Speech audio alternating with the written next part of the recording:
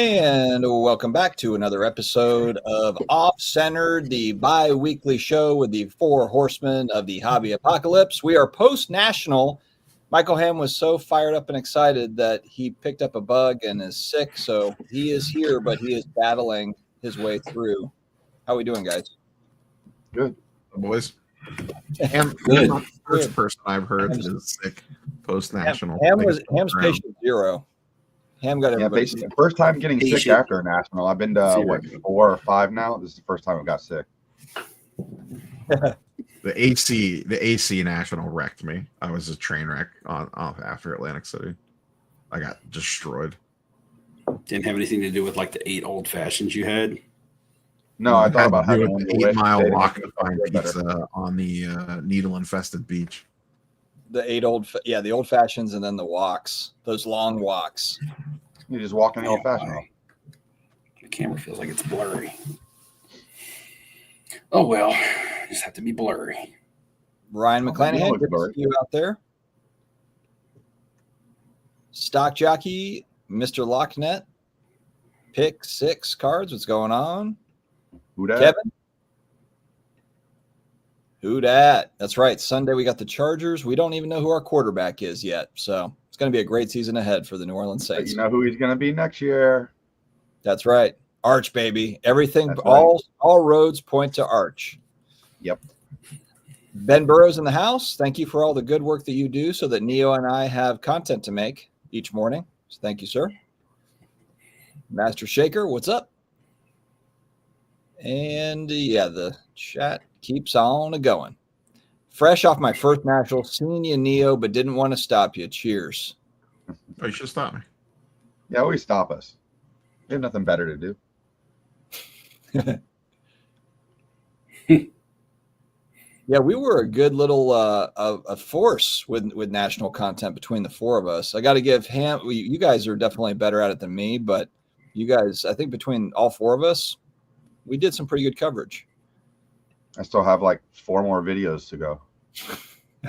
Ham milks the national for like 20 videos every year. Well, I can't do the cards and cases past like 15 minutes. The retention just goes down. So, and there's so many cards. It's just, that's what I have to do. Global has been here since 2020. I remember all the way back, Global.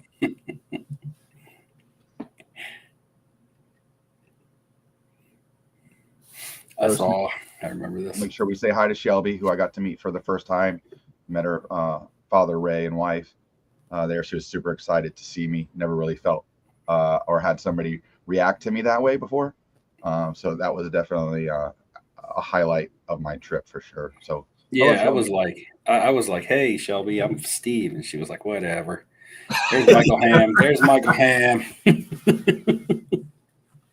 She likes her some Charmanders like, and stuff. Damn. Annoy. I'm just going to call you Annoy because that probably makes more sense. Back to low ratings after the national 20 watching. Last week must have been a record for watching. Okay. So we actually have 102 because we're on all 4 channels. We're also on Twitter. So give us a little bit of time. Let us kind of build up a little bit. The stream just started 5 minutes ago. I literally just hit the button. So give us a little bit of time. Okay. Card Vibe had an awkward first interaction with Steve, and it was exiting the bathroom of the National. There wasn't a more awkward place in the whole damn building than the bathroom. At the bathrooms at the National, there was a guy, actually, story time real quick. I told the guys this. There was a guy that was like sweating outside of one of the stalls, and he was like, shit, like he had to go so bad. And all the stalls were taken, and this guy was just sweating. And I was like, I can't get out of here fast enough.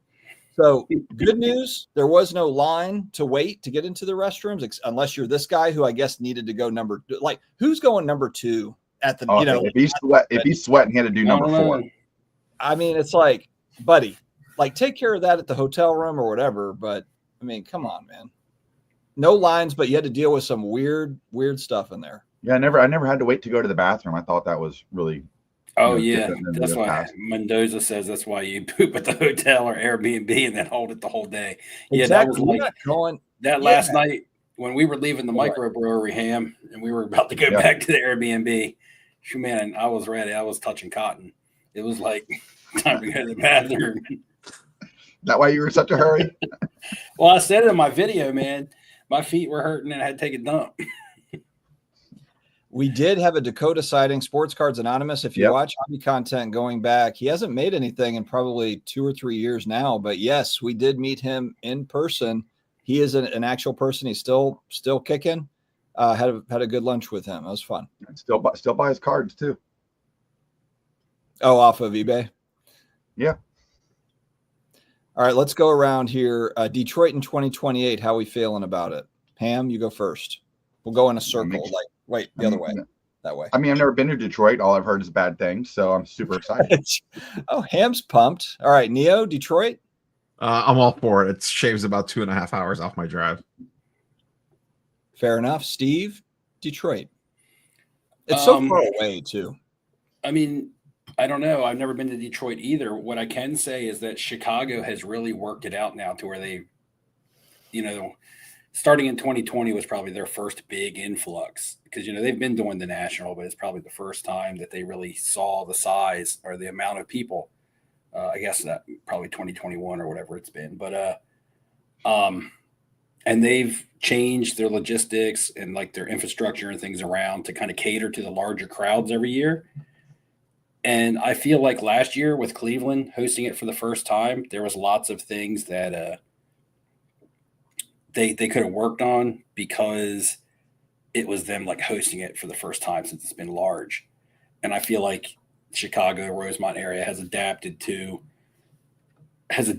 these crowds and things and really put a lot of stuff in place to make things go a lot more smoothly. So with it being in a new city, Detroit might be great and the venue might be great, but will they have all the other things? Will they be prepared for all the other things that come along with the crowds and things like that, being it the first time and not really knowing what to expect other than hearing what these most recent nationals have been like? So that's the only question. Fair enough. I'm open to Detroit. I mean, at that point, we'll be 3 straight years in Chicago, and we'll probably be just complaining. It'll be like too good at that point where we're like finding things to be annoyed about. So why not switch it up a little bit? I mean, I was talking to, it might have been one of the Uber drivers, and they were talking to me about that area down there, where the convention center area. And they were like, this convention center area is perfect for this convention you guys have going on. And they were talking about how they have the size of it. There's 40 plus hotels within the general vicinity. There's plenty of restaurants. There's a party area if you like a little bit of nightlife. The airport's really close. And the fact that they were also putting police out there to direct traffic and allowing people to cross the street and things like that. It really was... The city really catered to the convention this year and really helped it go a lot more smoothly. So again, that's what I say. When you go into a new city that's never hosted it before, will we see the same thing put in place? Spurs Cards did receive his second place national giveaway card. It was pretty wicked, actually. It was a 90s Tim Duncan insert PSA 10. It's pretty smooth. He confirmed he received that this week or last. Yeah, exactly, Mendoza. You're not doing it in public. You're waiting. You're holding it. Tim D has the question or the comment that a lot of people have. More than likely, he probably didn't go. So that's probably why his comment is what it is. I'm going to do my final national video wrap up. And really, it's debunking 5 of the negative urban myths about the national. And believe me, I'm not always a positive person, but a lot of people, especially content creators. So content creators are going to do national videos because that's what they need to capitalize on in the moment, regardless if they're going to the national or not, or have never been or never plan on going. They're still going to do a video about the national because that's what people cared about this weekend, right? So you're going to have content creators that put out videos out there that are full of a bunch of bullshit. Because the only way that they can talk about the national when they're not being there is in a negative light. They can't say this is Steve coming in hot on a Wednesday. They can't just say, hey, the national is great. There's things to do. I love to go, things like that. Because then they're going to get the question of then why aren't you there? So they come out with videos as opposed to why they didn't go or why you shouldn't go, because that's the content they have to put out. And so then a lot of people get a lot of false narratives and they get fed a lot of false information because they watch content of people that either haven't attended or never have attended or don't want to attend. As opposed to just saying, I just don't want to go. It's not my thing. They come up with reasons like it's too expensive or which could be the case, or all of the people in the venue smell. They all have body odor. I mean, come on. Is this the most ridiculous thing you've ever heard? Right. So, oh, there's no girls there. Okay. Well, I don't go to meet girls at card shows. I'm just saying, but I'm just saying, I don't go to meet girls at card shows. Right. That's not what you do. Right. So again, you don't even go to a strip club to meet girls. Right. That's terrible too. But there's girls there. But anyway, again, that's just friendly place. You know, you find one person out of 500 that might have some body odor. I mean, you're going to find that in a casino where I work. You're going to find that in the restaurant that you're eating in. You're going to find that at a concert. You're going to find that at any venue that has a lot of different people. So I feel like I just feel like a lot of things get magnified. That's a crock of shit. I think too, a lot of it is just what you make it to be. You know, it's kind of like, but honestly, I feel like that's in life too. It's like there's people where their expectations, they've got a list of 10 things that they want to happen at this particular event, whatever it is, whether it's a national or anything in their life. And if 1 out of 10 or 2 out of 10 go sideways, it sucked. You know, it could have been better or whatever. For instance, for me, literally like 8 things could have gone wrong for us probably. We'd still be like, you know what, it was fun. Like it was a great time. We got to hang out. It was a card show. Like another thing I see is that it's all corporate and it's all breakers. Okay. Me personally, you guys know this. I don't do the corporate stuff and I can't stand the breakers pavilion. I don't have anything against the breakers. I don't have anything against people who break or anything like that. I just don't like the vibes that I get over there. It's like a college frat house and that's not me anymore, right? I'm older. But I can go the entire show and I was there for 5 days. I could go there 5 days. And if I stay in the areas that I like, I would not even know that the Breakers Pavilion was there. I wouldn't even know that a lot of the corporate booths were there because the show is that big that it has something for everybody. And if you go to the portions at the show that you like, that's all you're really going to see. And the other stuff's going to be out of sight, out of mind. But if you go looking for the corporate stuff because you want to complain about it and say, look, they're taking over, or you go to the Breakers Pavilion and you're like, there's a bunch of douchebags back here, right? Well, you went there, you know that's what's there. But there's something there that's for everybody. So again, it can be pricey because I started calculating the tab of what it costs to go to the national. So I get it. If you're just going to buy cards, it may not make sense from a monetary standpoint. But then again, if you're going because it's the start of a vacation, it's not going to cost you any more than going on a vacation anywhere else. And there's ways to budget around it. Like you can get cheaper flights. You can get an Airbnb like we did. We split the cost of an Airbnb and it saved a lot of money. So yeah, my piece of the Airbnb was $240. So I mean, that's right. Less than one hotel room, you know. So I mean, you can't even get a hotel room for a night. Just as an idea for people that might be looking at it. So the winner of my contest, I got a hotel room at the Westin, which was a short walk from the show. And shout out Brad. And for 3 nights there, it cost about a third more. It cost almost $1,500. That's expensive. It is expensive for a hotel. It was 3 nights. It's about $500 a night. But if sports cards and going to the National is your thing, just like someone who's going to go to Universal Studios, that's their thing. That's where they're going on vacation. Same price. Yeah. And this is a once a year event too. What I would say is just wrap it in with something else. Like go to Chicago area with your wife, girlfriend, whatever. Like wrap it into a weekend and go. That's what I did with Fanatics Fest. Neil went to Fanatics Fest for like all 25 days or whatever. I went for one afternoon for about 4 hours on Saturday. We went to New York City, had a great time. And then we happened to go to a show there and I got to do all the content and also got to get a feel for it. So that's another way that you can experience it without necessarily making it like a gigantic trip that you're doing, you know, by yourself. Michael Stone, Uber rides, they varied for us. I mean, from the airport, it's pretty cheap. Airport's close. Our Airbnb was about 10 minutes away, depending on traffic. And our Airbnb was 4 bedrooms and 2 bathrooms, and it was almost $1,100 for 5 nights. I mean, that's pretty good, especially if you have somebody in that 4th bedroom. You split it 4 ways. We just had it 3. Some Uber rides could be $20, just depending on the demand, because when the show lets out. That's another thing. Plan smart, right? If trade night ends at 10 o'clock p.m., be ready to move your ass at like 9:20, right? Don't leave when all of trade night. Right. People were complaining about just leaving the parking garage. It would take them hours. I would say don't leave, just be smart about it. Let me push back on this a little bit too. Yes, for certain tables, for certain cards, they're going to be overpriced at the National, just like any other card show. But they moved a metric ton of cards at this show. I mean, our buddy Bryant, Tampa Card Shop down there, he was on Thursday. Was it Thursday or Friday? I think it was Friday afternoon at like noon. He had to go to the trade night because half his case was gone. He had and this guy brings a ton of inventory. Yeah. They had sold it.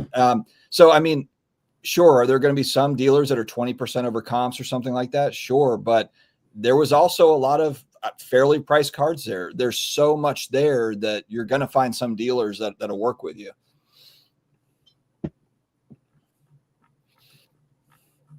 Yeah, but overall, I love the show. I had a great time. I mean, I'm one of those people that can't go there for 2 days. It's not enough time. I like the corporate stuff. I like walking by the whatnot stuff and kind of peeking in. I did see some interesting things while I was there. There was one thing I realized I missed when I was watching somebody else's video.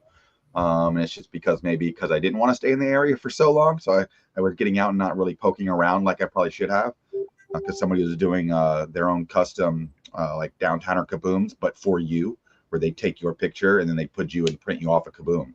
That would have been kind of cool to have versus the usual cheesy card you can get some places.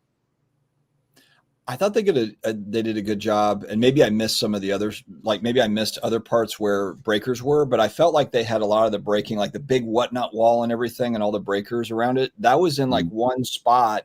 Whereas I remember 2 years ago having to walk through the middle where there was a lot of breaking type stuff going on, almost having to kind of. Yeah, they learned their lesson on that one. Yeah, so they actually had all the breaking kind of that stuff. It was all in kind of like one side on a corner.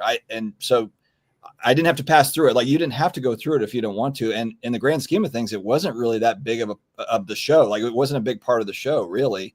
I mean, Whatnot's thing was insane. I mean, just the scale of it. But with how many, it felt like you'd go in one room and then you're out, and then there's another room and another room. It just kept on going. So it didn't. And I did notice that the majority of the people that were excited and having fun in the Whatnot breaking area was that age range, probably 13 to 16, mainly male, that were losing their crap in there. That's what I saw the most going on in that section, at least people being interested. What, in the breakers area? With media badges come certain obligations to point out the shortcomings of the show. Yeah, that's fair. I mean, I think that we've talked about certain things. Yeah, I mean, kind of the new the 75 to 100 tables that they added for kind of the new dealers to come in. That wasn't great how that was set up. It was just the layout. The people were great. The layout was horrible. Yeah, exactly. Yeah, the people were good. Just the layout of that wasn't. It was strange, kind of the way they set it up. If you told everybody that went up there, I'm pretty sure that would get 100% across the board that was a problem. Yeah, it was too compact and too tight upstairs. And also, you're always, to an extent, you're always going to be able to compare or complain about some dealer pricing.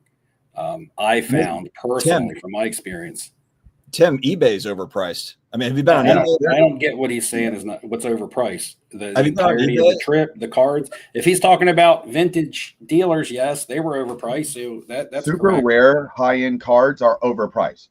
Just flat out. I don't care where you go. I mean, my show's always overpriced. We can scroll through a billion cards that are overpriced on eBay right now. My local show's overpriced half the time. It's supply and demand. Hotel prices are going to be higher when they're selling out of hotel rooms. It's just the way that it works, regardless of where you go. I could say Disney World. Do you like to go to Disney World? I could say Disney World's overpriced. It is. I used to go a lot cheaper than it used to. I used to go cheaper than I could now. But it just is what it is. Like, if you didn't go or haven't been to the National, then why speak negatively about it? Because it didn't affect you. You didn't go. You Yeah. didn't waste your money. So why do you got to say it's a waste of money? You know, you didn't get burned in a deal because you didn't go and make a deal. So that's. And I don't know how much content y'all have consumed since you've been back, but the majority of the people are complaining about the same, 3 or 4 things across the board. What was it?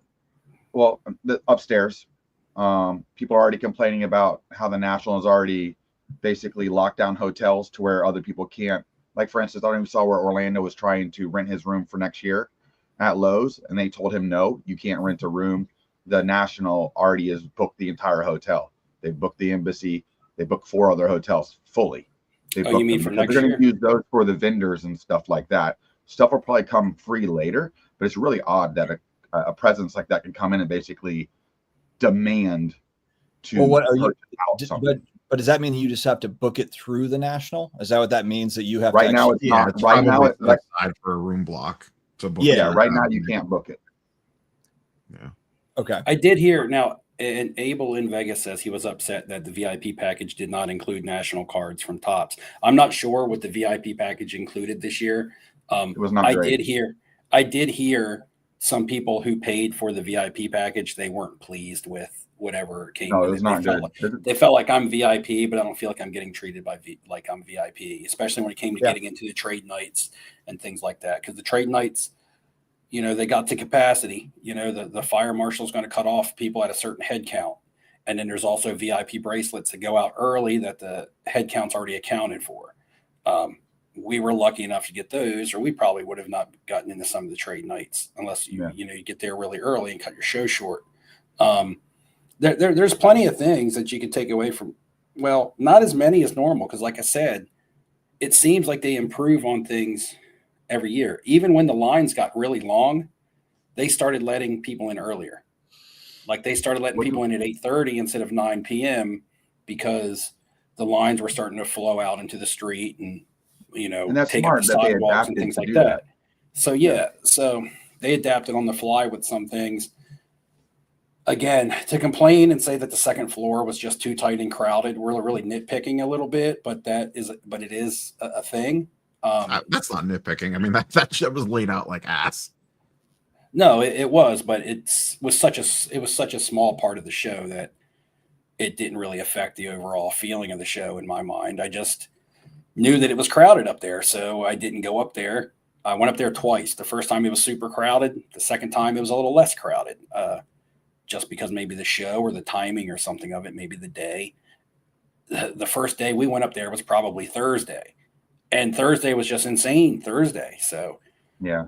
if you use your time more wisely and you go upstairs when they first open, or you go upstairs on Sunday, or you go upstairs towards the evening when they're closing down, you could have found, it was more navigatable. Like I actually found a card for my brother up there because I was able to look through the showcases in detail the second time I went up there, not the first time. You can find cards throughout the show every day. But I will say, if you're not there pretty much Wednesday, Thursday, you're missing a lot of stuff you just were never going to see. Stuff flies really quick. Yeah, but a lot of the dealers are turning over inventory so fast. You're seeing new stuff that they're buying off the floor as well. Like those cases turn over fast. From the ticketing perspective, I think honestly, if you're just randomly attending, the play is just buy the 5-day early entry pass, not the VIP pass. All the VIP pass perks are mostly for autograph stuff. So if you're not doing TriStar Pavilion stuff, the VIP pass isn't worth it. Yeah, unless you want access to the lounge upstairs, which could or could not be an advantage depending on, if your hotel's not close or something and you want to go sit down for half an hour, then the VIP room is going to come in clutch. I mean, we used in Cleveland, we were in the VIP room all the time. In Chicago, we were never in there because we could go back to our rooms or Airbnb super easy. So if you're staying farther away, the VIP ticket might be more worth it if you just need somewhere to go chill for an hour and get off the show floor. It just depends. But for most people, I think the 5-day early entry, because really what you want is the show floor access 30 minutes to an hour earlier than everybody else. Because there's like a magic window from like 9 a.m. until like 10:30 where you could actually cover a lot of ground. Mm-hmm. Yeah, in 1977, Collectible says maybe vendors priced their stuff high because they fully expected repackers to come through and just buy them out. Most of the high pricing that I saw was more on vintage. I felt like modern and ultra modern stuff was fair. I'm not going to say it was right at comps, but I'm going to say you could either negotiate at 2 comps, or sometimes you could get something, less. And, I felt like with the vintage, it was priced and it was firm. Um, and the 2 cards that I bought ended up being a late 70s card and a mid 80s card were the 2 big purchases I had. And I don't even know where I don't think you classify that as vintage right now. I'm old enough to not classify that as vintage, but some people do. So I'm not even really sure. But I negotiated both of those cards to close to comp, even a little bit under. So, but I felt like some of the vintage stuff was just price high. I think it was kind of you're trying to find a diamond in the rough there, like where I got the Yes Tops Maze, like this vintage table, like this was priced fairly, but all of his stuff was priced fairly. So I was like, okay, I found kind of like a little diamond in the rough here where this guy's, because a lot of times you'll see that where stuff is double. Yeah, it might be double what you might see elsewhere. And then I talked about that in a video where it's like, and then the dealer's trying to sell you on eye appeal. That's the new thing with the vintage, with vintage cards. It's but check out the eye appeal. Every card's got this amazing eye appeal. It's like, dude, I'm not, like, come on, give me a break. So I think if you're really looking around, did you tell him Jeff Wilson said eye appeal doesn't matter? Just beauty's in the eye of the beholder. I just showed him. I was like, watch this video, watch Jeff's video, and you'll understand. You'll understand better. Yeah, but there was definitely. I'm not gonna. I agree, Steve. There was a lot of overpriced vintage and overpriced stuff, but there was stuff in there. You just had to be able to find. You just have to dig around and find it. But that's kind of part of the fun of the National is trolling around and trying to find these guys because they are out there. Right. Or a trade night. You'll run into this stuff where you're like, oh shit, that's a good deal. Well, like the Jerry Rice that I bought. That's the only Jerry Rice rookie in a PSA 9 I saw on that show. And I mean, I scoured that floor for 5 days. Yeah, I didn't see it. I couldn't hardly walk when I got home. But if there was another one in there might have been, but there wasn't many. And I found that one, and I just felt like, man, this is the National. I've gone through all these tables, and I've seen one PSA 9 Jerry Rice rookie. That tells me that, I know what the pop count is on them, but that just tells me a lot of these are not for sale. They're in collections, and people aren't selling them. I did pick up the Walter Payton on the last day, Dustin. You weren't there. I missed that. I was really a picture though. I was looking for PSA 8s. I wanted a PSA 8. I wanted that was right in my price range because the PSA 9 started to push up around $4,500 to $5,000. I'm in the same boat. I'd love to have an 8. I was right in that soft zone of I want to spend $1,200 on a Walter Payton PSA 8. I found the SGC 8.5, and I was able to get it to about the same price of a PSA 8. I wasn't going to pay the premium for the 0.8 on it just because it was an SGC slab. That was kind of my argument. But I looked at the card inside the case. I didn't just buy the grade, and it was great looking. And I felt like the tux on the card actually looked good because it's like black, like the Bears. And the card is white. It makes the card pop pretty good. So I went with the 8.5 on that because I could always, just say, hey, I could always value it as a PSA 8 if I ever wanted to do something with it. But yeah, nice card. And here's the crazy thing is last year in Cleveland, I wanted a Jim Brown. And I'm like, I'm in Cleveland. I can't get a Jim Brown. And then this year I'm like, I want a Walter Payton. And I'm like, how am I supposed to buy a Walter Payton rookie in Chicago? But and this was such a super big coincidence also. This was my last purchase or second to last purchase of the National. I thought I had about an hour left. I was super rushed. I stopped and made the deal for this. Last year, leaving the National, I was super rushed, and I stopped and made a deal for Roberto Clemente rookie. Last minute. It was almost like an impulse buy. It was the same dealer. Oh, really? It wasn't planned that way. I didn't even realize it. I started negotiating the Walter Payton, and I looked up and I was like, man, you look familiar. He's like, yeah. And usually my son's here helping me do the deals because he has a teenage son. And I'm like, you're the same guy I bought the Clemente off of last year now. So that could have been another reason why he gave me a pretty good deal on that 8.5 because he had it marked. He had it marked over like $1,650. and I got him down to PSA 8 price. I got him down. So yeah, Bobby Burrell there. He said he's going to go to the National next year. Who did? Bobby Burrell. Oh yeah, Bobby. Yeah, come on down. Yeah, I'm contemplating. I want to go to the Expo. It's in Toronto, right? Yeah, somewhere. I would like to go to there. I mean, I've never been to Canada, so that'd be cool too. I'm in North Carolina. I don't think it's that far. Just shoot up to the Expo sometime. Try it out. Somebody asked who autographed the baseballs. The one on the bottom is Ichiro, and this one right here is Derek Jeter. And then up there's a team ball. I don't remember where it came from. Above that's a Babe Ruth fake autograph baseball. I need a slab mag for this. Spoilers, they're all fake autographs, Sam. That's very possible. We just learned I bought them all at yard sales, so it's very possible. But then again, a lot of these guys are down here for spring training, so you can usually clip these off of somebody. Yeah, I never, Dustin and Neo, I never showed you guys. I just posted on Instagram today, or I never even told you guys. I flew out and Steve bought like 20 cards. Yeah, I never even showed you. I mean, I never even told you guys that I had picked up the Ewan McGregor. That's because it was an 8. That was the last thing I bought because I didn't. I still had had a lot of my budget left. Yeah, I had seen the card like a day or two ahead of time, and I was like, I wanted it, but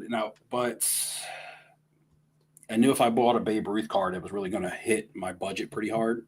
So I just kind of waited. And then that last day, I had a lot of my budget left, and I was like, you know what? I'm going to get the Walter Payton. I'm still going to have a lot of my budget left, so I'm going to go over there. We're twinsies, Steve. Yeah. I was like, if that's still over there, then I'm going to run back and get it. And it was still there.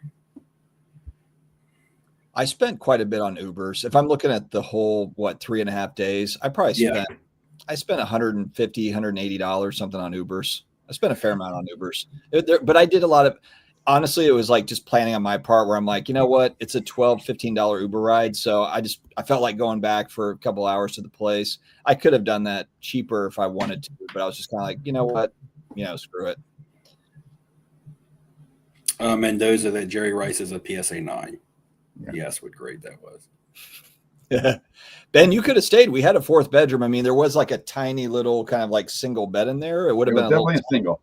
Yeah, it would have been tight, but you would. I don't know how much. Maybe you didn't pay, but if you had to, it would have been cheap for sure. No haunted Airbnb this time, other than maybe some screens. Creaky. The floor was still creaky. Yeah. Detroit Rock City. Dustin, since you've been to both, if you could only go to one for a day, would you go to Fanatics Fest or the National? One for a day. Man, it sucks because they're like completely two different trips for me. Fanatics Fest is cool to go. I'm just saying the show, like factor out like the ancillary stuff. I would go to the National for one day over Fanatics Fest, just because there's too many. It was fun seeing people at Fanatics Fest, but there's just way more, whether it be content creators or company people or friends, viewers, friends. It's at the National, so I would choose that over. And look, the actual card show is just massive compared to Fanatics Fest. Yeah, but that's the thing. You can't cover the National in one day. No, can't cover it in one day. But if you're just telling me you got one, it's like going to Rome. You can't cover Rome in one day, but would I go to Rome over most places? Yeah, probably. Yeah, I just squeeze in what I can. So I'd say the National, at least for now. But for you, I think you had a media credential or something where you could go get up and watch LeBron James talk or something. If I was a big LeBron guy, then that would be really cool. That would be a huge draw. It's just that at that event, there wasn't anything in like the sports fan fest thing. And you're also a big wrestling guy. And I'm kind of like, meh, if Drew Brees was there on a panel, that'd be kind of cool if I could get up close to it. But for me, there wasn't enough there to make it worthwhile for one day. I'd go to the National. Yeah, Ryan makes a good point. He says the National was totally overwhelming and information overload. I did feel, and this is my 3rd time in Chicago National. There was one day, maybe it was Thursday. Then again, I went back to the Airbnb to take a break because Thursday I was just feeling kind of meh about the show, but it wasn't so much the show as I was just feeling that way. I think I said in my video, Thursday tends to hit me like that every year at the National, but there was a little bit of sense of overwhelming for me because I kept seeing stuff that I wanted early. And I know you're supposed to buy, if you see something that you want, buy it, or you might not see it again. But if you go there and you kind of have a budget, it's kind of like, well, if I might see something I like better. You know what I mean? Like, okay, I really like that. I want to buy it. But what if I buy it and then I see something that I like better? And then It's you kind of don't, like, then you dude, don't find that card that you like better, and you go back for the other card and it's gone. And Ludex had the interactive map, which is super helpful because sometimes it's really tough to be like, okay, I saw a card. Now I got to figure out where I saw it. I got to backtrack my way to it. I also sent text messages out to you guys. We're in group text. I'm like, hey, if you spot a Mark McGuire definitive patch, let me know. Right. So we were on the lookout for each other. Neo got the Lord of the Rings card just because by chance. He didn't bring that up at the National, but because we talk and because I watch his videos, I knew that was a card that he likes. So when I saw it, I was like, okay, I got to tell Neo where this is at. So again, yeah, it's you covering the floor by yourself. But if you're with a group of friends that kind of know what we're looking for, you also got, other people on the lookout for you. So that can be really helpful. But it's kind of like being at Toys R Us when you were a kid. When you were talking about it, it's like they've got the huge wall of action figures. There's 3 different aisles, and you don't know what, your parents are like, you can pick one. And then you've got like, you're trying to figure out which one you're going to get. That's kind of like how this is almost. You're hunting around, and that's really a big part of the fun is making those decisions. And like you said, we all kind of know what each other's collect. So you're sending each other pictures of stuff. Hey, what do you think of this or that? It's fun. And Tim D makes another comment. And again, I'm not attacking Tim D. I don't know him, but this is another, I think, misconception that people get from the National. He says the National is overrun by influencers. You would think that is a very, but I mean, that's an assessment that could be made if you're not there. That it would seem that way. I get that. I see Jeff Wilson one time. He wasn't even filming. He was walking through. I seen Gary V one time at a trade night. I seen Card Collector one time, Card Collector 2 one time. It just sounds like that's who they watch. Yeah, I didn't see many cameras. No, there was a lot of content being shot, but that floor is so big and you're so focused on what you're doing, especially if you're hunting a card, that you don't even, you really don't see it. And there's a lot of content coming out of the National. I get it. There's videos all over the place. So it can give the appearance that there's just cameras and influencers and content creators everywhere, but really not. And even when I shot my video, I just shoot with my phone. So I just look like somebody who's FaceTiming or something. You can't even tell that I'm doing content when I'm doing it. And I'm walking on my own doing it, or I find a corner so it's quiet because I don't even have a microphone. So that's a fair assessment to make. Just generally thinking, but honestly, if you go to the floor, it's really not. Like it's really not. I agree with that. A camera didn't bump into me once. Mm-hmm. I never noticed anybody with a camera. I never had to get out of anybody's way because they were shooting film or nope. I never saw Gary walking around and he didn't even have a camera with him. I ran into Gary V upstairs and he was just by himself. I didn't see Roth filming at all. I saw him sitting down making a deal with somebody, but I didn't see him filming at all. A lot of the bigger channels and things like that, I did not see. Like I said, I saw Jeff just walking through, and Jeff shot content constantly. And I've seen him one time and he wasn't even filming when I saw him. A lot of people were doing content at their booths. Like Card Collector 2 was recording a bunch, but mostly it was at his booth. I did see a lot of cameras, though. There were cameras everywhere. I didn't see like massive things, but a lot of people have like the smaller setups. Yeah, I didn't even notice. But a lot of times, your head's down a lot of times looking at cases, Yeah, so like me. You're going to see what you're looking for. Yeah, it's true. And that sounds cliche, but you're going to see what you're looking for. If you're going there looking for cards, you're going to find cards. If you're looking there going for high prices, you're going to see the high prices. Like I work in a casino and people on the dice table, people say every time the stick man changes, the dice 7 out. But that's not true. It happens every now and then. But because they say it, when it happens every now and then, it's in their mind that it happens all the time. but the odds are 1 in 6. It happens 1 in every 6 times. So, but the mentality of it is, you're going to see what you're looking for. Yeah. All right. So what Farhad is saying is, why go to a card show? Everyone can just get together and hang out. And it's like, so yeah, I get that. Hey, Steve's come to my house. We've been to each other's houses. Steve went down to Tampa too to hang out with him. Neo doesn't ever invite us to his house, but that's okay. Maybe we'll one day get an invite. That's all right. Got a lot of room in that basement. Neo's got bodies down there. He doesn't want anybody coming over to the house.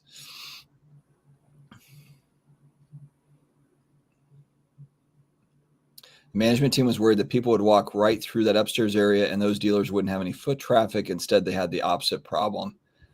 Yeah, there was a lot of foot traffic. If we're talking about that upstairs spot where it wasn't really planned out very well, there was still a lot of people going up there. My thing is, if this is going to keep growing, which it obviously should based on statistics, can that building handle next year? They have that whole upstairs room they could use. I mean, do they need to change the way they let people in? Because obviously they started letting people in early because they didn't have really a choice. But I don't know if there's a different way to structure it. Does Wednesday become a full day instead of a half day? The stuff like that.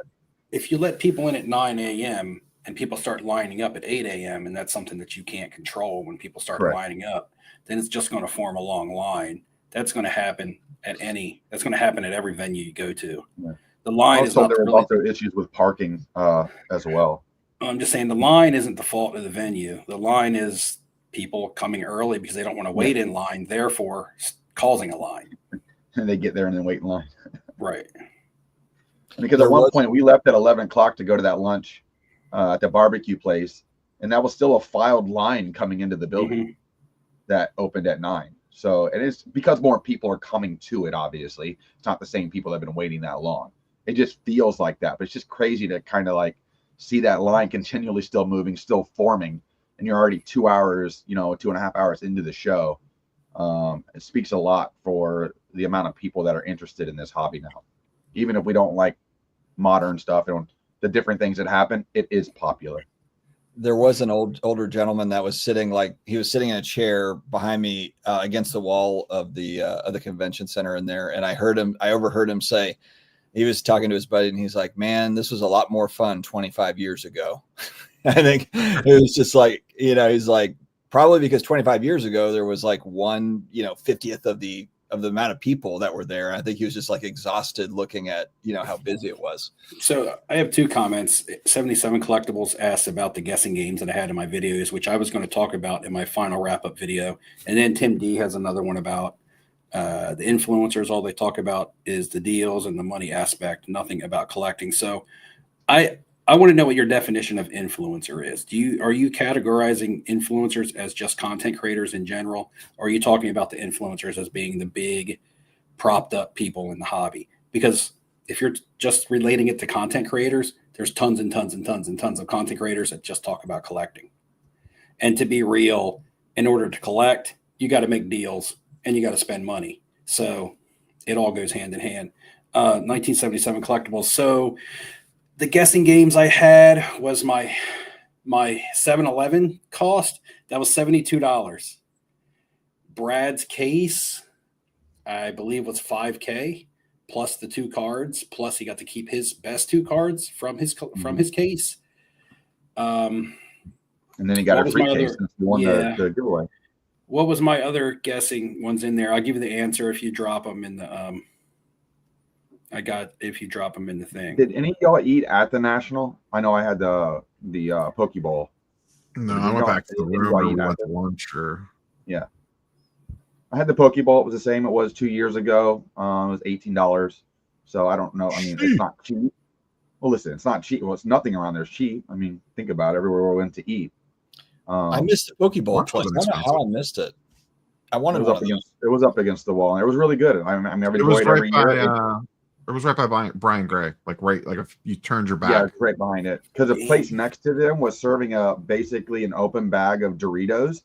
Then they would pour this white cheese in there, and then they'd stuff it with all the beef and everything and make like a taco bowl out of it. That's probably why that guy was waiting outside the bathroom with such a frantic look on his face. I took a video of that, which will be in one of my videos. Well, he probably put hot sauce on his. I don't know. It was bad. So I videotaped it. And as the guy's putting stuff on, I go, that's not going to end well. QB chatter hype. Did we hear anything? I didn't feel like there was any. I mean, there was definitely QB cards I didn't there. think the football hype, like it had been in the past, had really gone into this national. I felt I didn't see a lot of Jaden Daniels good rookie cards. If I did, it was super high price. I didn't see the middle stuff. I didn't feel like there was a ton of Luka. I didn't feel like there was a ton of LeBrons. It's like either it was really high or it was just like the basic stuff, like that middle stuff that even I see here in Tampa. I didn't see. I've seen a lot of LeBrons. I think the general consensus, especially in a lot of people's videos, where there was not really any hot names at the National this year. There wasn't in comparison as normal.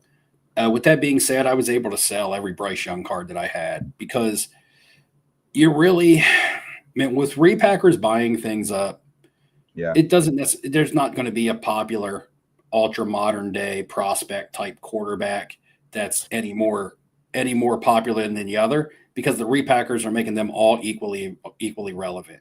So do you think, Steve, that because there's just so many buyers there at that show that kind of the flip game didn't get as very much content because instead of like filming instead of doing the flip, why not just go to Brian Gray and get 95% or whatever? Well, that's what I did. I took my, filmed my deal, but Brian Gray bought every Bryce Young slab that I had to put in his repacks.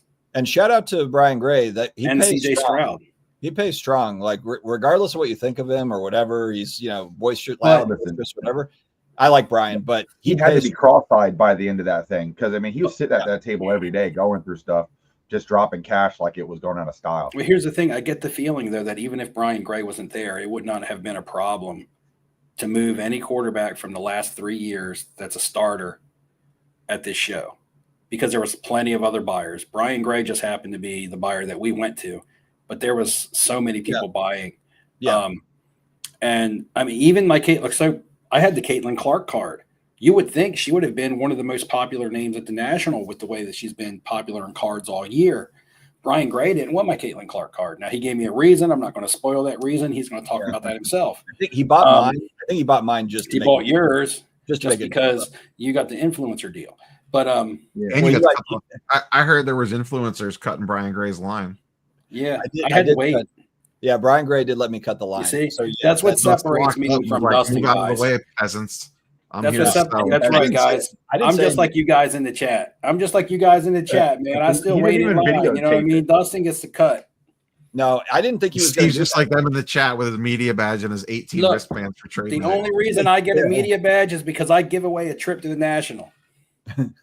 That's fair. So I deserve it. 5 years in a row. And I've only gotten a media badge twice. But anyway, I can taste the salt from here. But back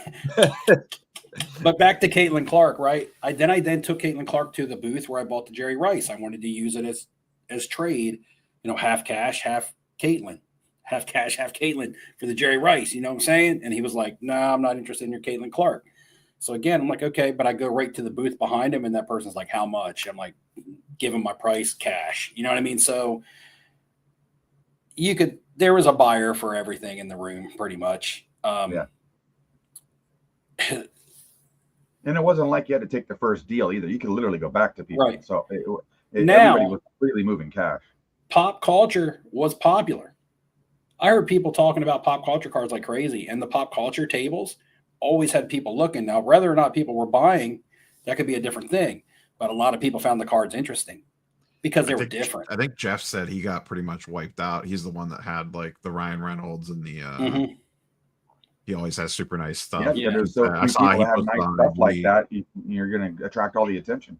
I see that he posted on IG that he sold pretty much his entire showcase. Right. And not only he has high-end stuff. WWE was also popular as well. And so when you go to a big show like that and you specialize in something that not a lot of people are specializing in, you can make sales, right? WWE was popular. Not to say that lots of tables had it, but the tables that did have it sold out of it. And I sold on the first day, Thursday, what did I sell? Like 10, 12 WWE slabs. I sold $1,000 worth of WWE slabs to boom, just like that, to the same dealer in one day. And then, but Hulk Hogan, that was a popular name. That's one thing that's kind of slipped everybody's mind. Hulk Hogan was talked about a lot. His cards were out everywhere. His memorabilia was out everywhere. Pictures, posters was out everywhere, more so than any other national I've ever been to. So if I was to say that there was a name that was any more popular than any other year, it would have been Hulk Hogan at this national. And then to Jeff's question here, most people had their stuff stickered, even if it was on the back and they could look at it real quick. Never really ran into too many people that didn't have something stickered. They did a really good job with that this year. We had a really good idea. What majority of people, there's obviously some here and there, but no, I think this year was pretty easy to notice what somebody wanted for something at least.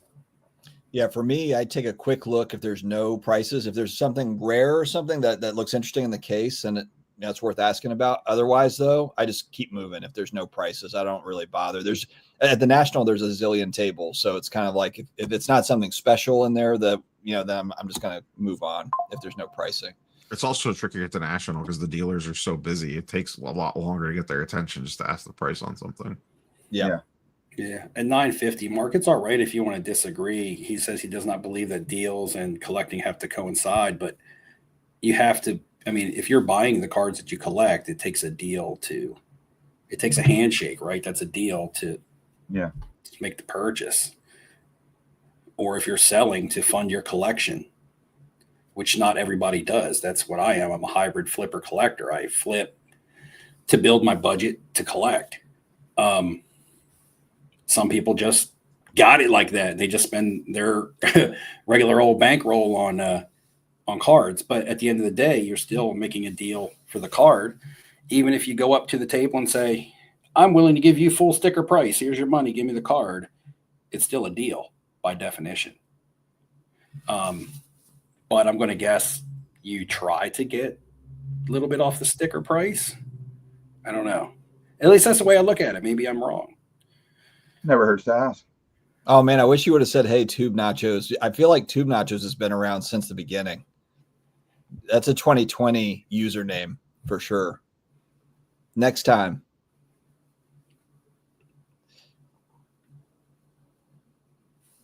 I'm way behind on chat, guys. So just holler. I didn't. I don't know.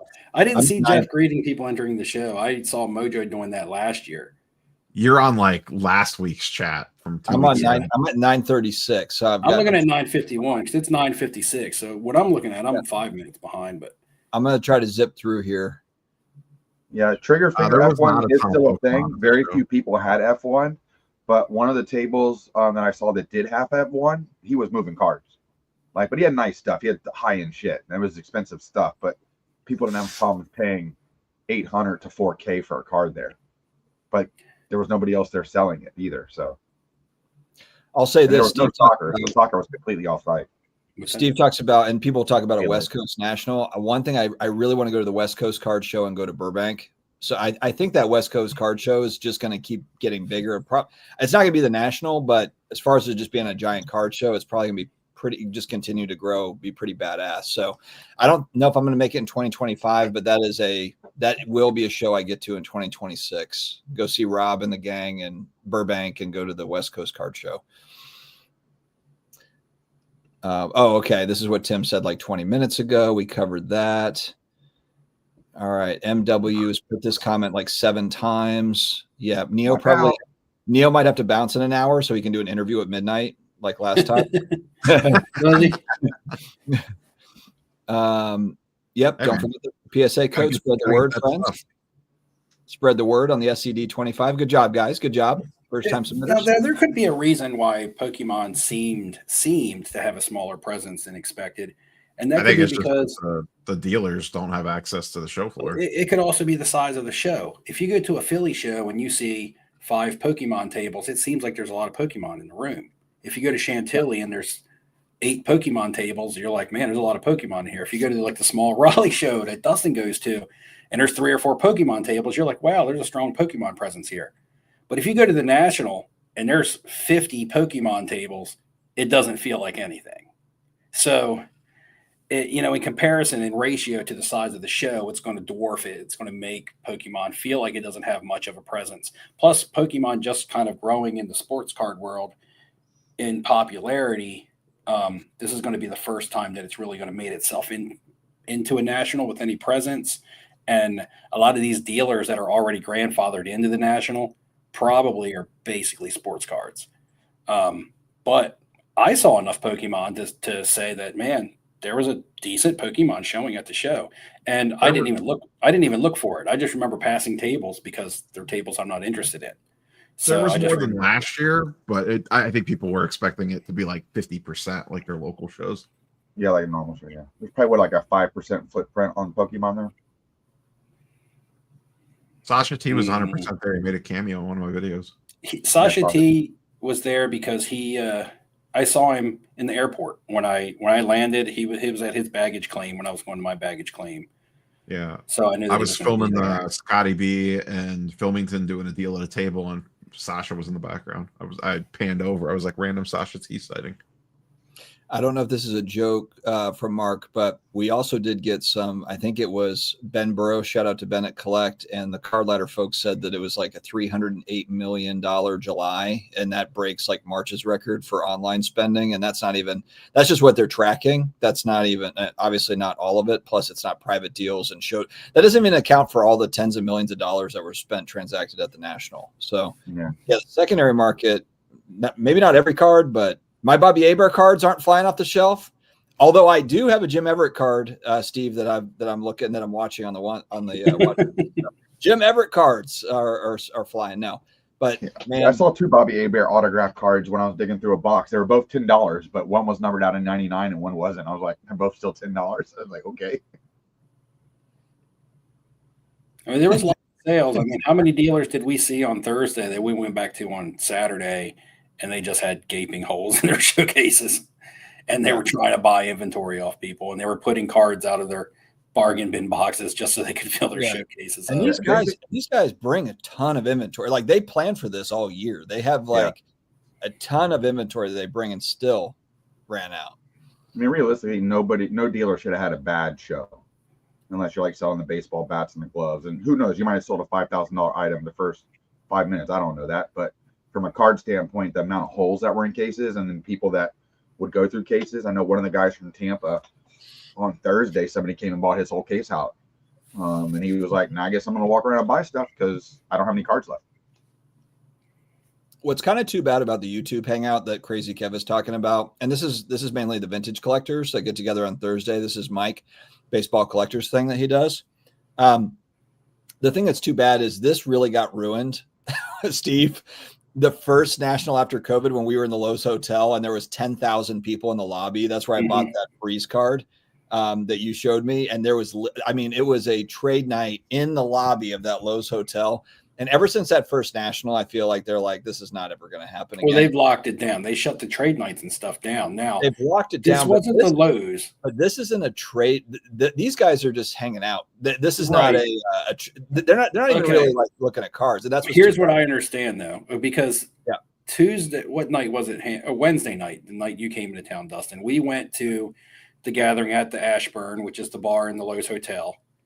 And we were in there, and it was pretty crowded in there, but everybody was just hanging out in there, talking, drinking, having a good time. There was no cards out. There was no cards on the floor. People weren't setting up tables, anything like that. And we stayed in there almost until they closed down. And we were in there late. They had no problem with it. They wanted the business. From what I understand, the other one was at the Embassy. So it was a different hotel, not the Lowe's. And along with the YouTube gathering going on, from what I understand, is there was also cards pulled out and cards present and people starting to somewhat turn it into, and I'm not saying it was the people that were here for the YouTube meetup, but there was others that were starting to get their cards out and things like that. And the hotel was like, no, this is for our hotel guests. If you're not a hotel guest, you have to leave. So, So really what this needs to turn into is like a dress-up party. This should be like a Halloween party so that you're not a card guy. Because once they figure out that you're card people, then it's like you're shut down. So the Yeah, vintage they guys were telling together, they the were vintage telling me guys need to put together like a costume party, and have no cards there, and just hang out and chat wherever they're going. I know the hotel person told Mike that no sanctioned events can go on without the Nationals' approval. That if it's related to cards. If it's like related saying, to if you cards. just tell them it's not cards, we're Right. here for, Make it a black tie convention. event. Everyone's suited up. It's for We're just hanging out. I mean, we're just hanging out. We're here for a wedding, whatever. Yeah. I mean, what if all of us went down for, what if 100 of us went down to get deep dish pizza? They would just seat us. They wouldn't say, no, you guys can't come in here because you're all from the same card show. Yeah, that was kind of the complaint with the pull of the National and that these days being able to dictate what everybody can do realistically. But all it means that they just have to go off site. They just have to rent a space. That's it. Yeah, that's the soccer. They did that soccer show down the street. No one said shit about that. Yeah, and that was for a couple of days actually. It wasn't just one day. Yeah, that was like a whole thing. There was trade nights for that. There was show hours for that. Yeah. So obviously it will happen next year. I'm sure Mike and the gang will just plan it out differently. I'm certain it'll happen again next year. Oh, so yeah. Matt H says there were 500 people in the lobby of the Hyatt every night. They had an ongoing trade night going on there, and the Hyatt wasn't really shutting that down. What are you going to do? You're walking on car to leave, and they're just going to stay there? I mean, they could do what the Lowe's did the one year and just call the cops. The people got out of there. That's what happened with the Lowe's. Lowe's called the cops to shut it down.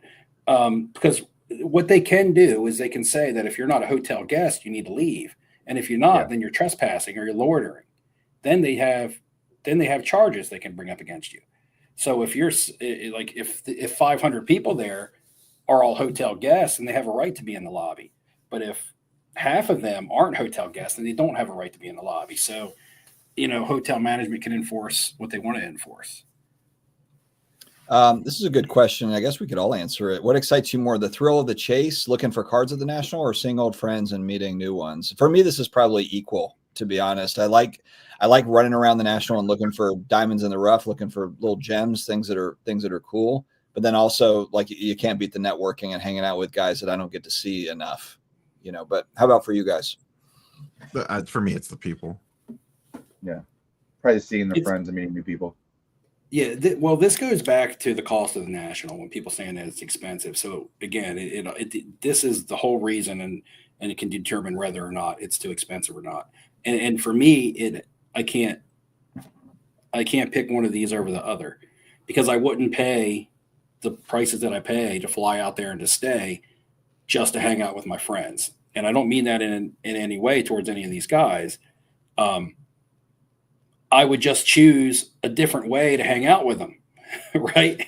I wouldn't get an airline ticket and 3 or 4 nights in Airbnb to go hang out with my friends, unless we were in like a tropical island or something, not Chicago.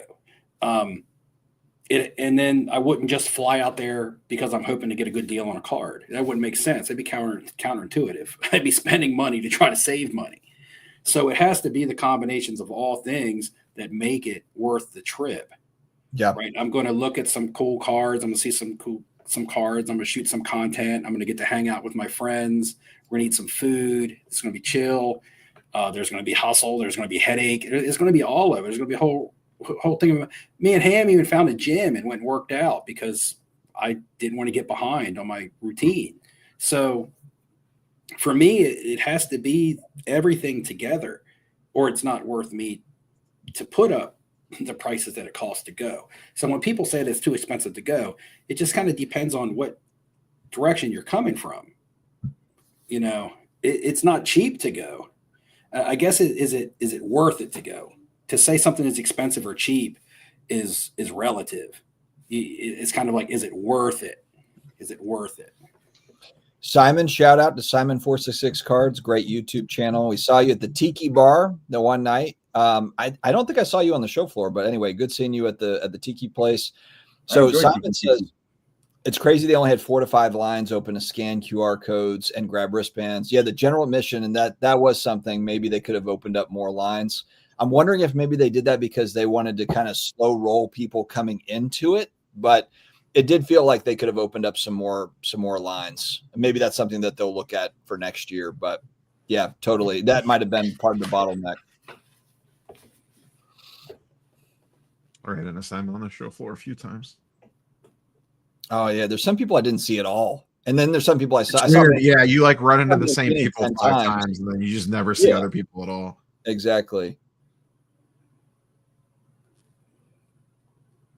Yeah, it's all in if you find value in it. Like Abel in Vegas says again, and we mentioned this kind of earlier, Disneyland is expensive, yet he still goes because he enjoys it.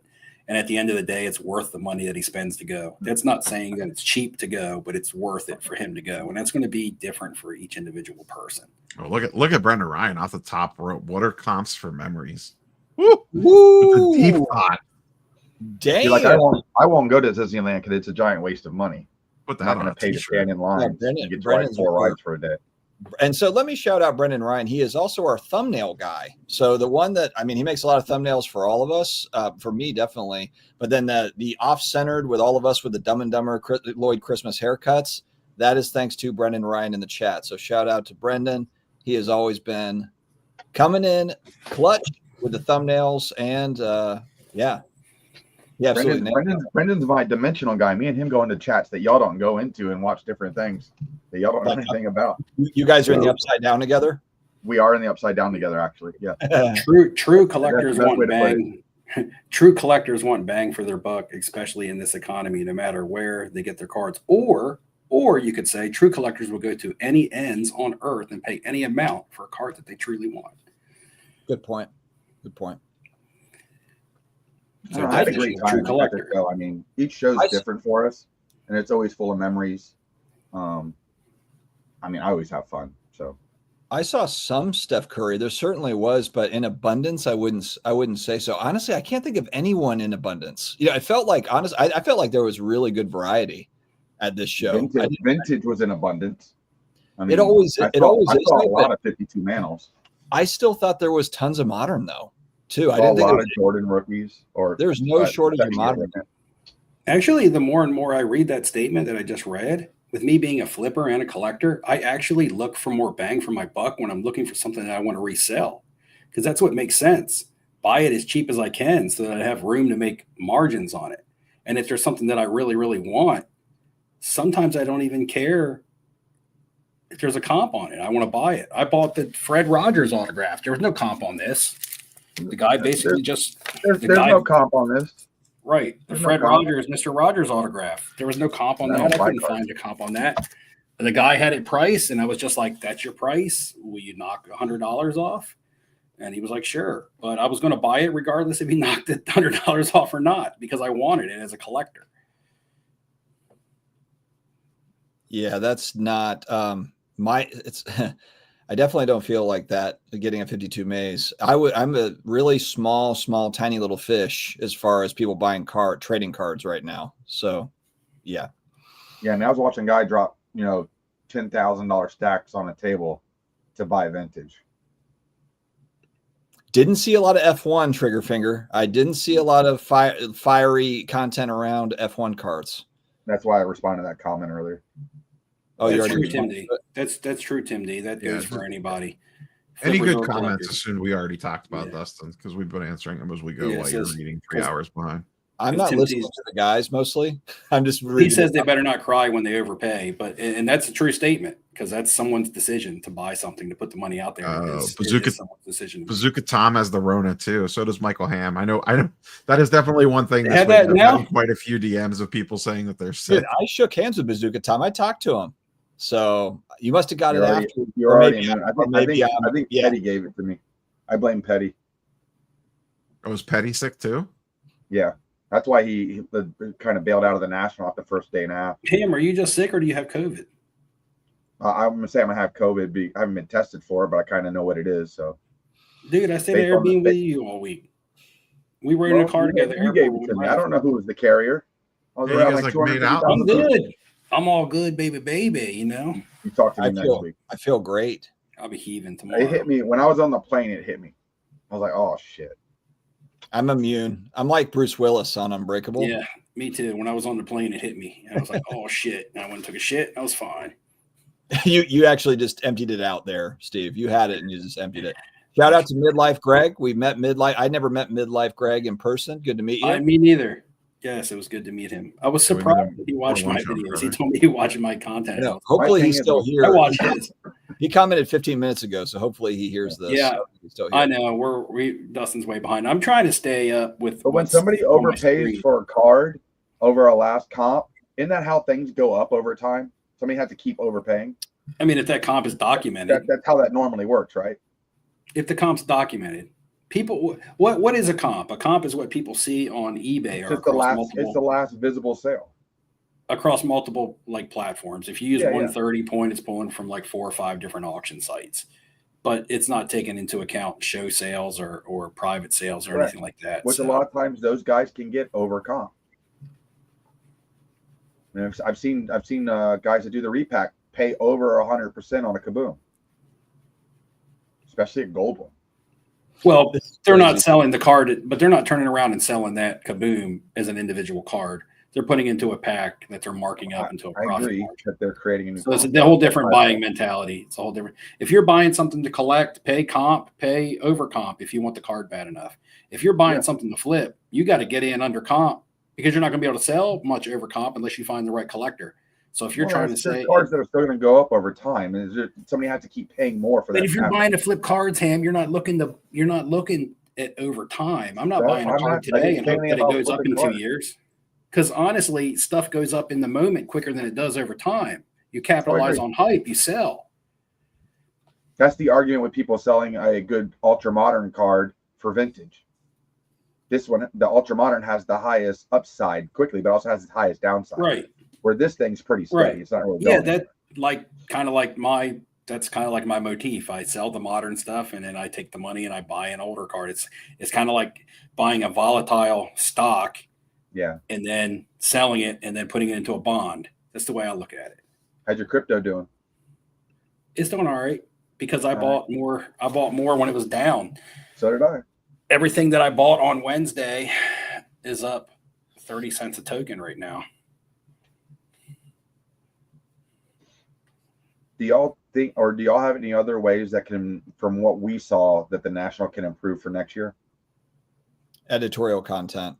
I put it in today's video. I think it's going to probably be. I think the lack of like me going in, and again, I like what the vendors do. I like to see the companies that's the only time I can go talk to a Topps or an eBay or oddly enough, Walmart was there just because they're selling everything. I did notice they were selling Mr. Minty stuff as well, but it's just interesting that's the only place I get a chance to usually talk to a big company about anything. I can ask some questions. I can talk to people that are actually in charge of shit. You can't do that at any other show that I know of. I don't know if they do that at Burbank or the Expo, but that's pretty much it. So, and for those places to have pretty big presences and be doing some type of a giveaway or event or special for being at the show, that's another benefit. I think it's fun. They need the one thing that would round out this show. This is okay. So 15 years ago, I worked a sales job for a company in financial services that put on huge trade shows, and I sold the sponsorships and the exhibit booths and all that fun stuff. Fun job. And it would be like E-Trade or TD Ameritrade, Fidelity. They would be big sponsors of the show. And you would have it broken down to where you have paid workshops, paid speakers, and then you also had editorial educational folks that came in. And they were flown in by the company, but they weren't paid speakers, but they would come in and they would just be providing educational content around precious metals or whatever it is. But, and for them, for their benefit is they were able to basically market to that audience for free. And then they also had like a paid newsletter or something like that. So that's how they were able to get a benefit from it. But it would be pretty damn sweet if there were breakout rooms at the National. And I think a lot of people would like a break to be able to just because there's a lot of walking. If they had breakout rooms where there's people talking about the history of 52 Tops, set or whatever it is, could be any sort of educational content around different card sets, different players, player cards. History of the Kaboom. I think people would really enjoy that, and it would be a nice change of pace. Because right now the National just feels like it's a big marketing event. It's a big sales event. We're here to sell. And there's a lot of focus around that. And look, it's fantastic, but that would be kind of a nice change of pace. I think if they had that's Dustin's angle to just try to get on a panel. I don't want to be on it. No, I don't want to be on it. And frankly, I wouldn't be somebody that is, unless we're talking about maybe like Stranger Things cards. I can be okay. I'll come in and talk about those. I'm not the guy for it, but there's plenty of people out there. Whether it could be just a Michael Jordan collectors panel where you've got 5-6 different Michael Jordan collectors, whether it's high end, midnight, whatever, or mid end, talking about different sets. Why do they buy this one over that one? And I had a comment yesterday. It was today or yesterday. It was basically like, hey, why would they do that when you could just get that content for free on YouTube? But I'm telling you, I don't believe that 90% of the people that are at that show watch YouTube consistently, card YouTube. They might watch it here and there. They might catch us here and there occasionally, whatever, maybe.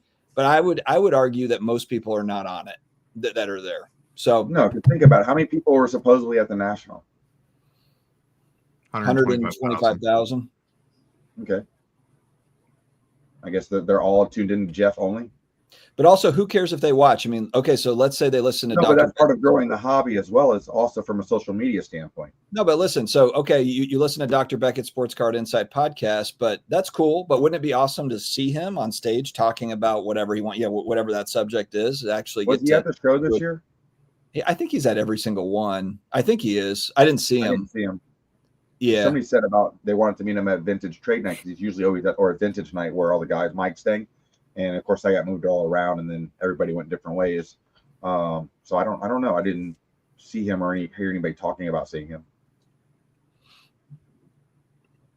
Meanwhile, the chat's still talking about BO. I have a couple. To be fair, that was 45 minutes ago. Yeah. So at 10:16, Cultured Investor has a comment that I could answer, and then let me skip past 400 comments here. Hold on a second. Also, please, at 10:16, because we're not paying attention to anyone that you pull up anyway. Tim asks any vintage test issues. I'm not 100% sure what that question means. Yes, there were some there. There were some there. What's that? Oh, clear out. President's here. And then President's here. And then Johnny V 1938 at 10:16. These are all at 10:16. Hobby President just commented. Well, there's that one. So just buy what you feel is fair. It's annoying watching people looking at their phone for every card. It's like people aren't collecting. The dealers are looking at their phones too, checking comps. Everybody's looking, yeah. Yeah. I mean, sometimes I get frustrated when I'm trying to look at a case and there's 3 people looking at a phone and only even one of them's trying to buy and the other 2 are just there to help. I bought the Walter Payton at the end of the show and he had it marked 1650 and I walked up to the table and made him an offer. He had to pull the comp on his phone to see if he wanted to accept my offer or not. Now, the other thing is that you need to look at these comps because pricing can sometimes be astronomically over. I was looking for a Gaudi 33 Gaudi Ruth, and I saw one in a PSA 1, and I'm thinking to myself, I'm willing to pay over. I want this card bad enough, but how far over? Right. So I pull up the comps. Comps are they could go anywhere between 5,000 to 6,000. 6,000 on a high, good day, 5,000 on a low day in a PSA 1, regardless of the eye appeal. So you're looking at $1,000 buffer. I was willing to probably go 63, 64, which would have been a couple $100 over high comp, but the person had a $7,800 price tag on it. Okay. Regardless of how bad I want the card, unless I'm a millionaire that can just throw money around, I can't just give the asking sticker price. Dealers would just sticker however the hell they wanted, which most of them do anyway, if people just walked up to them without doing the research first. So, yeah. I don't know what he means by vintage test issues. Do you know? They were there. They were there. There were some there. What is that? It's just a vintage test issue card. So think of a card before you make the main one. All right. And then Cultured Investor says, who was your favorite individual vendor? His was the Jordan ticket dude on the second floor, 10:16.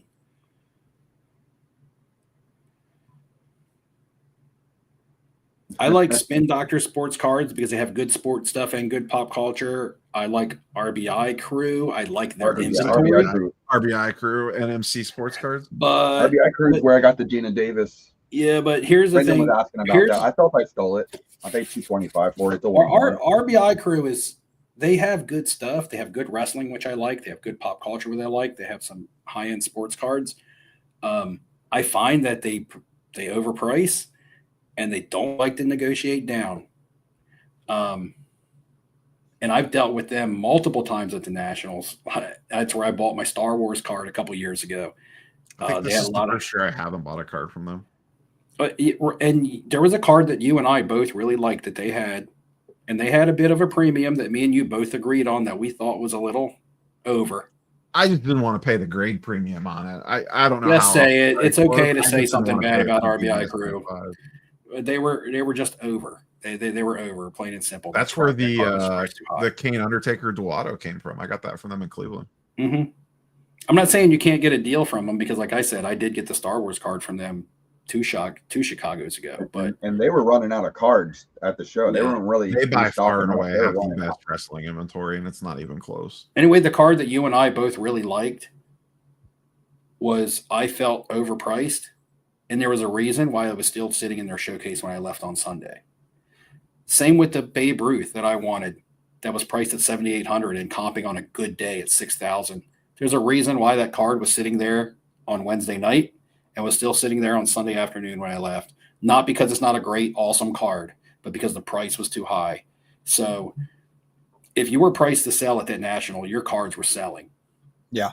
And most of the time, if your card went in the showcase on Wednesday night and that card didn't move on Sunday afternoon, it doesn't mean your card is shit because most of the cards in their showcases were good.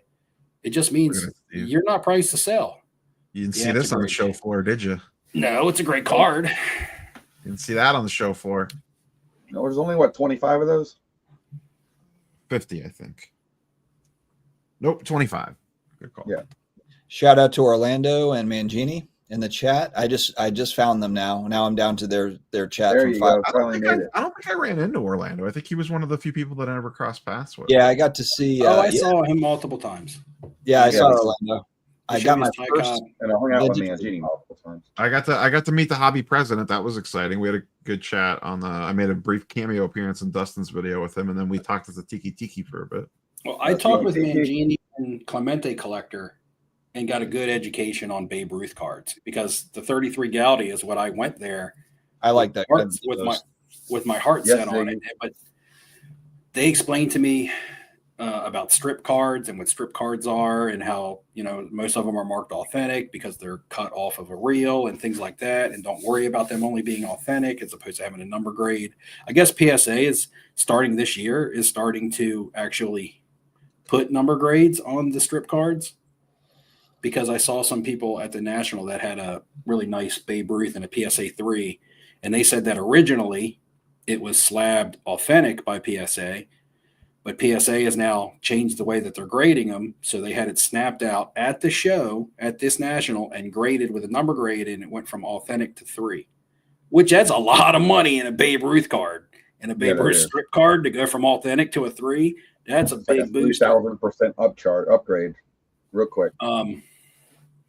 But yeah, so I got a good. I also got some good knowledge from some of the guys in the vintage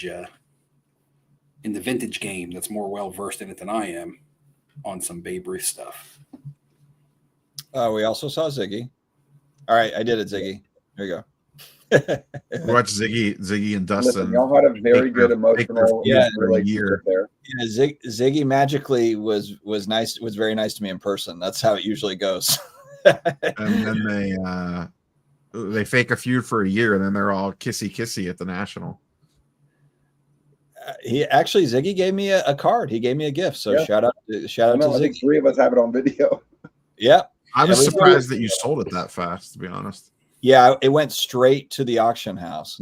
Big Bri was like, "I'll give you $5." Oh, you talking about the Willie Mays? No, the 11 card, the Stranger Things 11 card he gave me.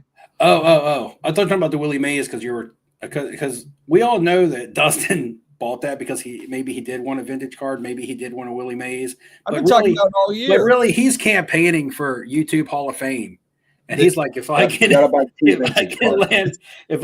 a good vintage card, man, I'm gonna swing their vote next year. I forgot it is campaign season. He's trying to swing votes too early. No, I've been wanting them. Actually, I wanted a 53 tops maze. I didn't think I was going to be able to afford one there, and the 52 tops just kind of worked out. But yeah, no, I need to diversify more into vintage baseball, so that's by design. I want to get some more of that stuff. Steve, I was curious. What do you think that Undertaker Kane dual auto goes for now? I just looked. I'm shocked. I mean, I haven't looked in a while. I'd have to say Me easily. neither. I'd probably say a floor or 15. 17. 17 is the Yeah. last sale. There's a 1625, a 1675, and a 17. Yeah, so Those are the three 2025 sales. What are you using? The last one sold in March.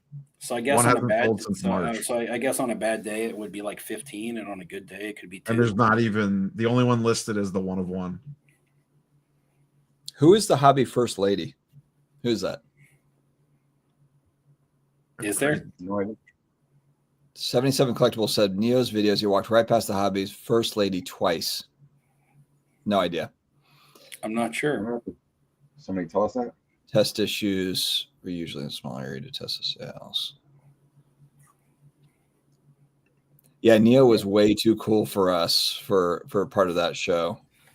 The second he saw the PSA crew, he was out. Second he saw the PSA folks, he was like, "Hey guys, I'll see you tomorrow." I did get a wrestling card, but it's a custom, but it's a Hall, Nash, and X-Pac triple auto. That's why I'm interviewing PSA people at midnight for the hot breaking news. I guess. For life, because I'm NWO for life. It's not just a catchphrase, boys. For life. No, Mary Gamble is not hobby anything. No, it's Alex. Jeez, Ham? Why are you coming so hard on Mary? That's what they said. Mary? I've never actually met Mary. I like Alex, but she just jumps around. Yeah, I have no idea. Vintage dealers are using VCP. Is that like OPP? Can you explain it? There you go. Yeah, start from the beginning. We have 340 eyeballs according to StreamYard. So thanks for everybody for showing up tonight. We've been pretty hot here lately. We are also running on Twitter as well. Neo and I are also throwing this out on the old X. So is that 170 viewers? 335 is what I'm looking at right here. You said eyeballs, though. You said eyeballs. Yeah. Oh, yeah. Eyeballs, viewers, whatever in the top left. Got to multiply by 2 for eyeballs unless somebody's wearing a patch. Yeah, I divided by 2, and that's got us viewers if we're counting eyeballs. We got 700 eyeballs then. There we go. Okay, 350. I like the bigger numbers. Don't shortchange us. Let's keep it going. Let's keep it going. Yeah, so from now on, every like that I get on a video, I'm going to count twice because for 2 thumbs. I would like a 51 Bowman Maze, Mike, but it was more of just kind of taking what the offense has given you. And at that show, it was, there was a lot of expensive 52 tops Maze. I didn't see a lot of 51 Bowman, and then the ones I did see, they were just outside of the price range. Yeah, I asked you the same question at the show. I will have a 51 Bowman Maze. It was just I wanted to go 52 tops or 53 tops first for whatever reasons. Not that I like those cards better necessarily. I love the 51 Bowman too, but I like the look of the 52 tops better. I do, and that was originally the card that I wanted. Remember? And then I actually audibled to the 51 Bowman because I felt like it was harder to find, and I like the fact that it's a rookie card. But look at us, like the image. Football references. It's almost football season. We're audibling out. Speaking of football season, I sent a message on IG today to the group about re-upping the fantasy football league, and everybody didn't respond yet. Oh, I left that chat. I responded. You left that chat? Yeah. Ham responded. Jay responded. Cards and Comics responded. Sports Card Lessons responded. Jeff Wilson responded. Neo and Dustin did not respond. I'm not in it. Don't make them respond. I left that. Sports Cards hits the like 2 times so that it likes and then unlikes. Unlikes it. When did you want to do that draft? Basically, the next off centered. Is that I said August Wednesday the 27th. Yeah, that should be fine. That would be 2 off. Not next week. I'm in town.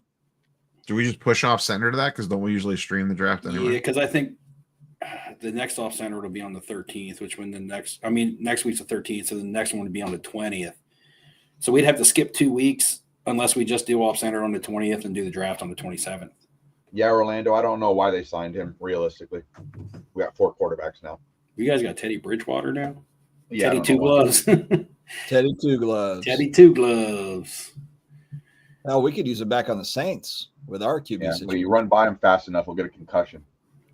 He had the one injury. Was he with the Vikings where his leg like went over his head and snapped like 7 different ways? He looked like Kermit the Frog out there. Wait, I feel like he's been in the league for freaking 20 years. Yeah.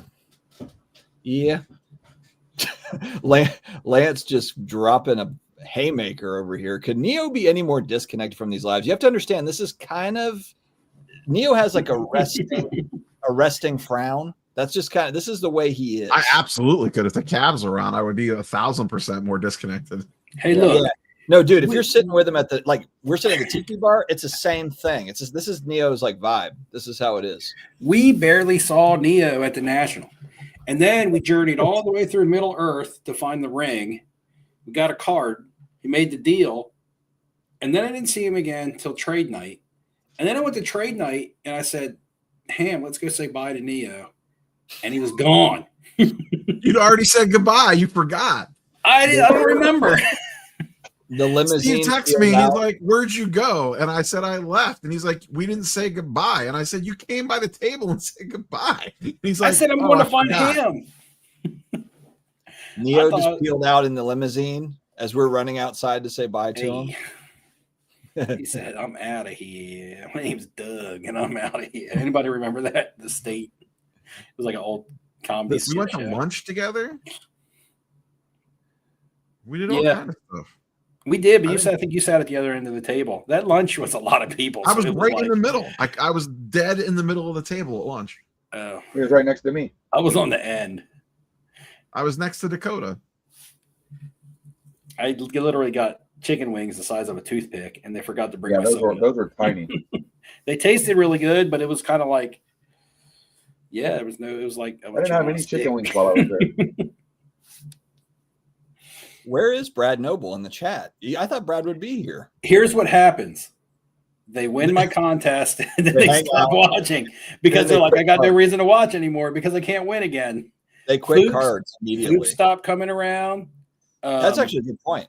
I didn't see Cam at the National this year. He was there, but he didn't get up with me and say hi. My very first winner, Scott, I haven't seen him in a while. Everybody leaves the hobby. Mark's still around. Mark's true, man. Mark's true. Shout out to Mark's site. Neo be getting peer pressured. Yeah, but Brad Noble had a really strong show. I mean, not only did he win, but then he sold a bunch of stuff that he wanted to sell. He got he had a really good show. He sold his entire case and all. And then I took him over to Zion booth and got him a free new case as part of the giveaway. And he walked with a bunch of cash. He bought an 89 score Barry Sanders rookie auto, or auto with a See, Splendid knows.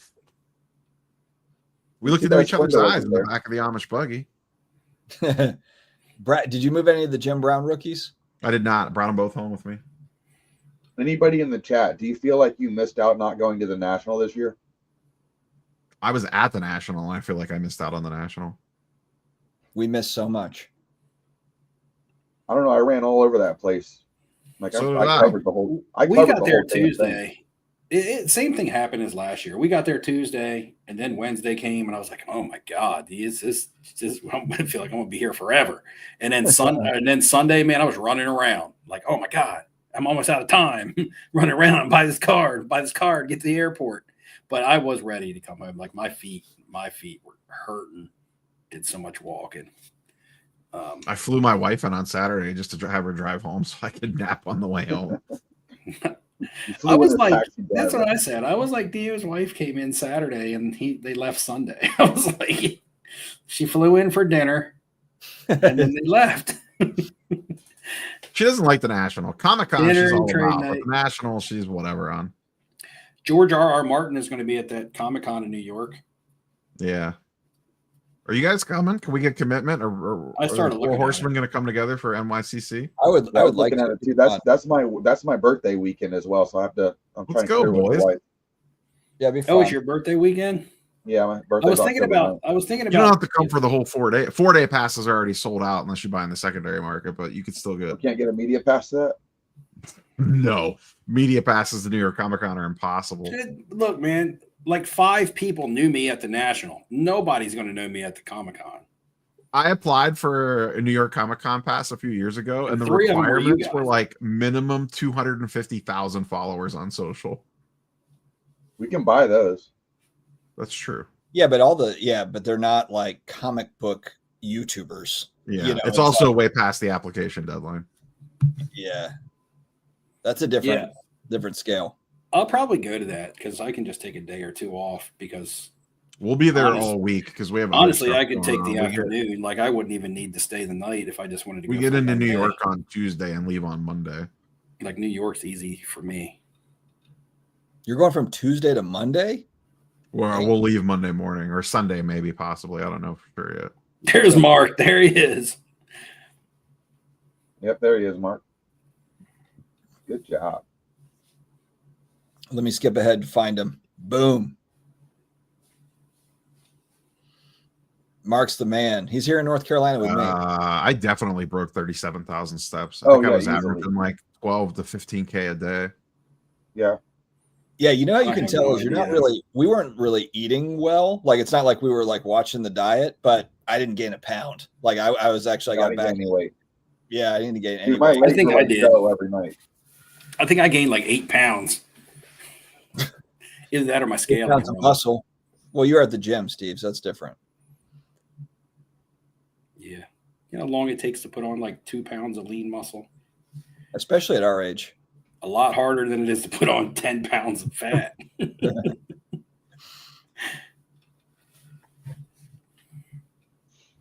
Ham, how many days were you sore?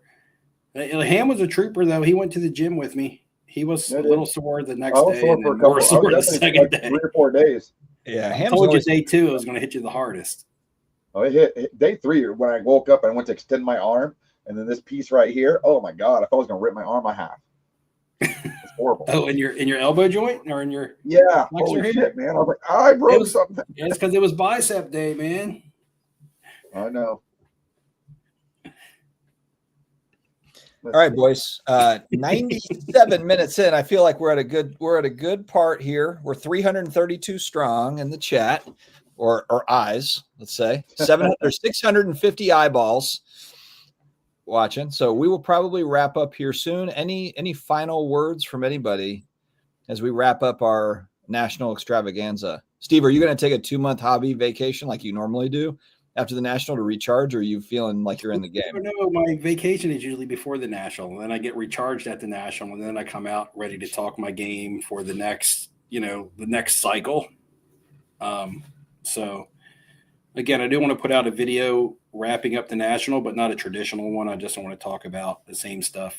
Basically, I just want to debunk like the five things that everybody said it was so bad about the national or why you shouldn't go.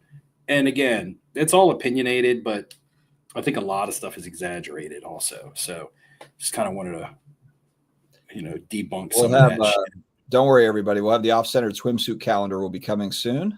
So make sure you save up. It won't be a cheap calendar. We're putting a lot of effort and money into it. I'm just going to start talking to Daisy in my videos. Like when I was kind of like talking to you guys in the Airbnb, you kind of weren't even like around, but I was still kind of like talking to you. So it was like almost like I was cutting promos at the beginning of my videos this time around. But shout out Kelly Rip and List. It is live. Good to meet you out there, man. Real live, not fake live.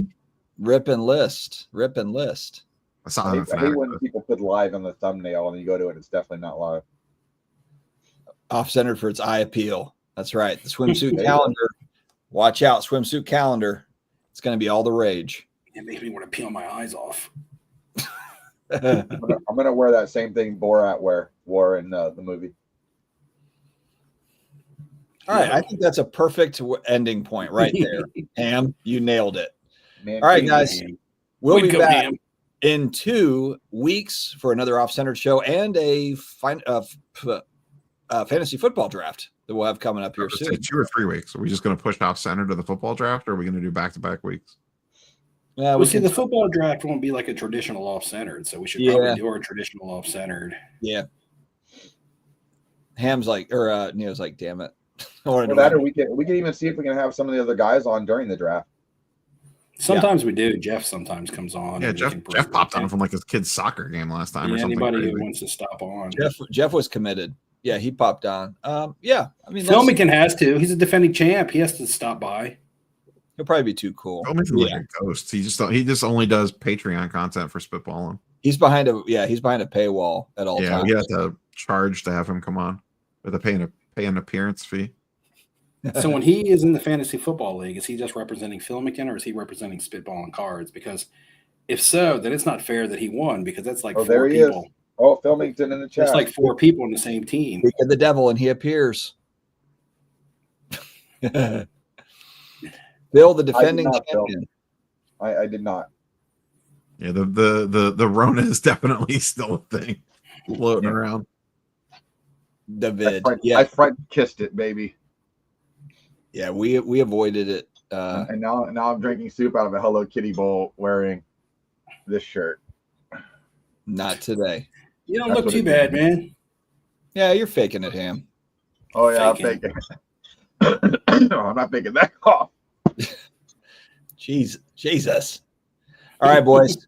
It's an hour 40. It's almost 11, and we got to get up early here on the EST. So everybody, thank you for joining again for another episode. We will be back in 2 weeks, and we might be going back to back to do the fantasy football draft, where my New Orleans Saints get ready to draft Arch Manning next year. Spencer Rattler, round 1. Spencer Rattler. Let's go. All right. Nice. See you next time. See you.